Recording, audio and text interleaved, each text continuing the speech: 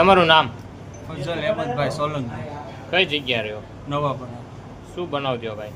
બનાવમાં સાહેબ એવું છે કે હું ઘરે ગયો અત્યારે ગેરેજેથી, એટલે વસીમભાઈનો ફોન આવ્યો મને કે તારા પૈસાનું શું કરવાનું છે. મેં કીધું મારે તમારા ભાઈ હારે હિસાબ સમજાઈ ગયો છે. મેં કીધું હું થોડીક મારે દોડાદોડી છે એટલે હું તમને મળે ફોન કર્યો. તો એના 2-3 વાર ફોન આવ્યા, તો પછી મને ગાળું દેવા મળ્યા જેમ ફાવે એમ, અને મને કે તું તારા કાકાની બેકરીએ આવ. તો હું મારા કાકાની બેકરીએ ગયો. હું મારા કાકાનો છોકરો અમે બે બેઠા હતા.